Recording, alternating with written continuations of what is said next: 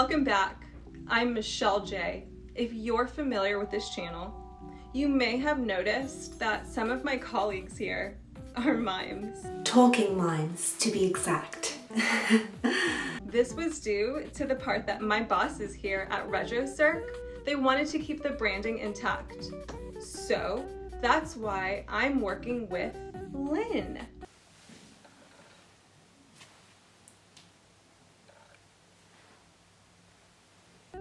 Oh, and for the sake of our other friend Bex, well, after her first time here, she had to go away.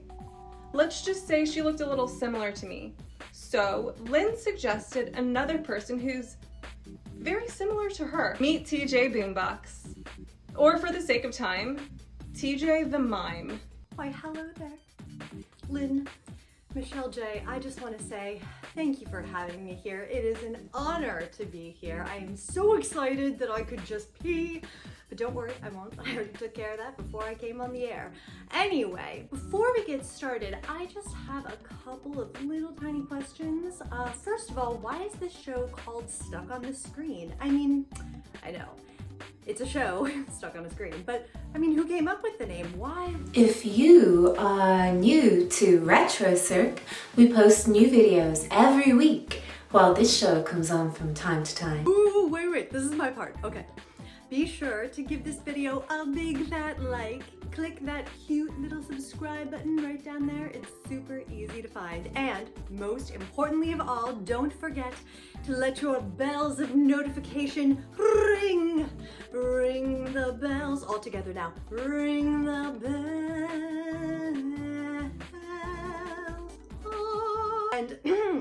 And now,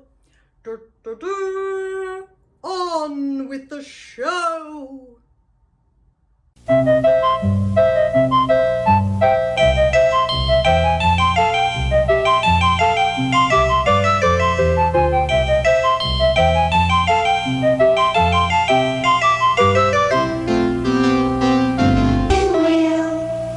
Nickelodeon, Nick, LDO, the first thing that came to mind, of course, was this.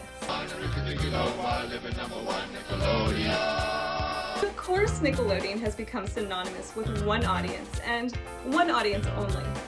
Kids. Think about it. Growing up in America, when your parents used to get basic cable TV, and since most can't afford the Disney Channel, more on that in a future episode. But there was a time when Nickelodeon was the center of cable TV.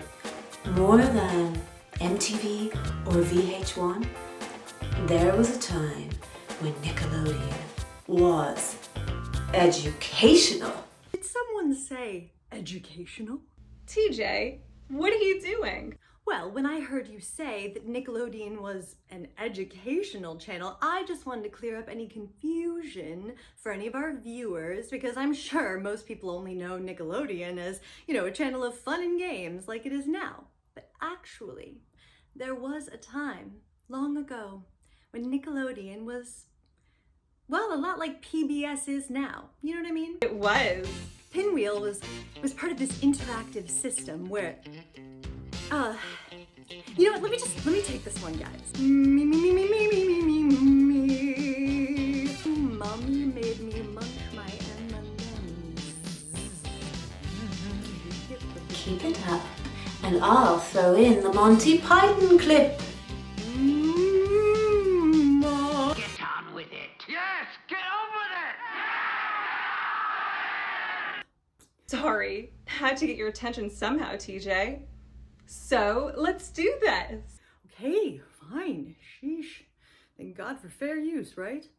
Now, again, to clarify, these days, interactive television does not at all sound like an earth-shatteringly brilliant idea. But there was a time, long ago.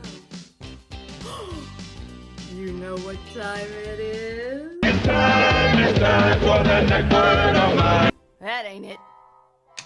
Story time! Once upon a time, in the mid-to-late 70s, in a magical place called Columbus, Ohio, there was a great cable company called Warner Communications, and they developed an interactive cable system for its residents that pioneered television viewing as we know it today. This network was called Cube, with a Q. Cute, right? And all the people of this land were very happy. The Cube cable system took polls from the local residents, and they used the results of this to guide the program and to give the people exactly what they wanted. Imagine, they thought, how lucky we are to live in a world with two-way cable on our television. It's pretty neat, huh? Oh, I'm happy for them. I love this story. One of the children's shows on Cube was called Pinwheel. Ooh, look at it, so pretty. The concept for the beautiful idea of Pinwheel was established around 1977, and this series was one of the first educational shows for children. Pinwheel and the Cube network were truly revolutionary, and the people in this magical land who watched it all lived happily ever after. Pinwheel had a lot of similarities to said series on public television. For example, Plus and Minus are pretty much the show's Bert and Ernie, and Kim and Jake, that's pretty much the Gordon with a few caveats. Despite the similarities and differences, one thing that stood out, obviously the mime, Coco the Mime, that is. But seriously, what made Coco so special? And why was she played by two actors? Let's start with the obvious. Coco was a mime who lived with the folks at Pinwheel. She was sweet, caring, and of course, playful. The actress and mime who played her in the earliest episodes with the straight hair was Cece Loveheart. And the curly-haired Coco was played by Lynnette Riviera. Wow. Talk about representing for the mimes, baby. Box Factory. Damn TV, you've ruined my imagination. I mean, of course, you know, Sesame Street had Linda, the sign language teacher. But, I mean, a character like Coco? She really paved the way for illusionary artists everywhere. I mean, let's be real. Us mimes, we always get the short end of the stick. I mean, think about it. Out on mean streets and in restaurants. Restaurants?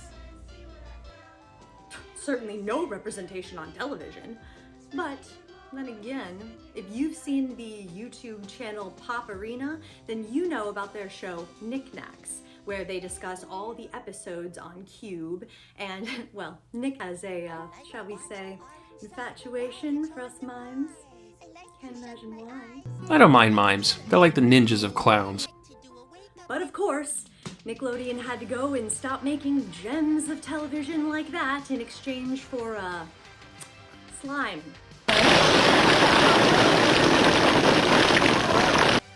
Yep. Slime. More.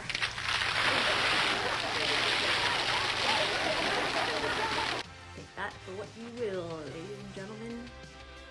You know, comment below if you're feeling me on this one.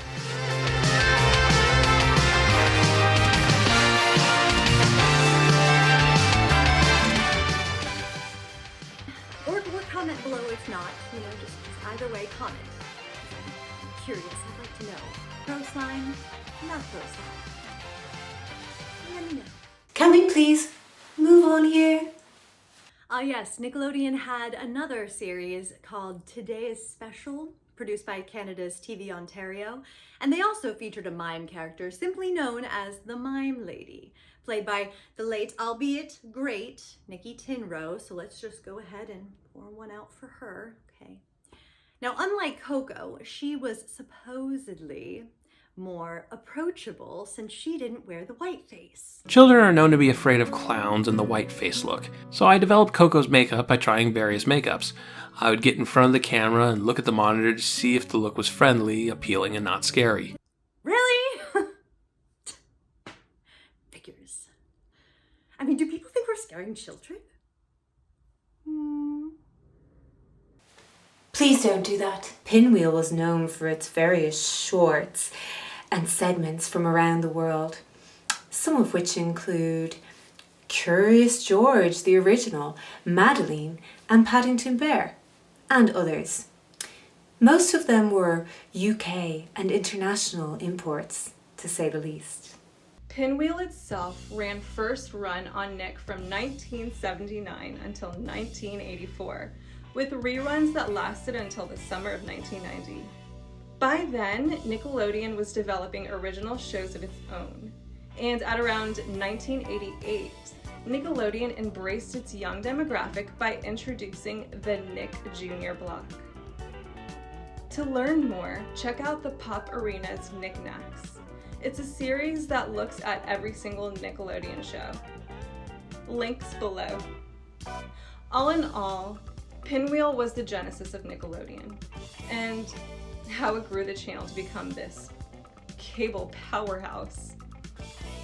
Of course, certain shows overshadowed this, and more kids would prefer taking the physical challenge and running the obstacles. Now, TJ, what did you think about this whole ordeal surrounding Pinwheel? All right, honestly, in my opinion, I consider Pinwheel to be in many ways revolutionary, but at the same time, I get how it could seem kind of weird. These days, kids' television is not the same as it was for our generation. Us elderly folk who were born before 1990. Our generation. Back in our day, we used to watch TV the good old-fashioned way, on cable.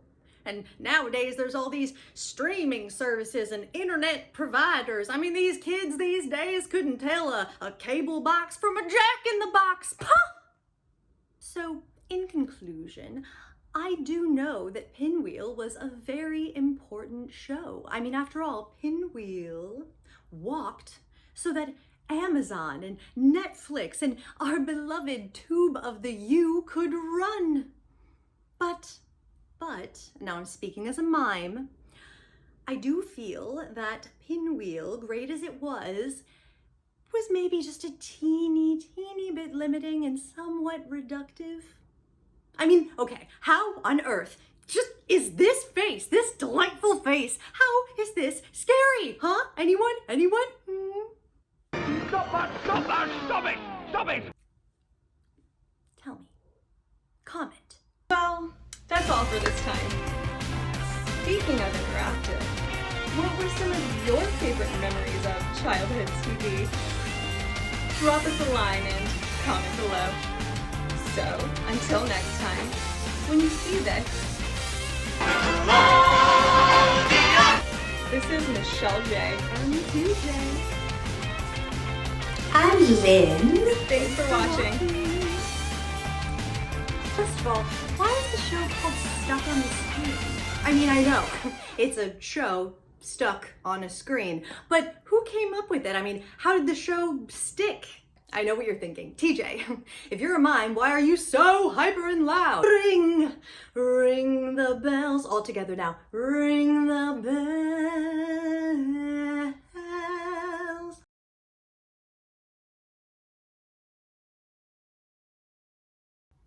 Hey, guess who? Thank you guys for joining us here.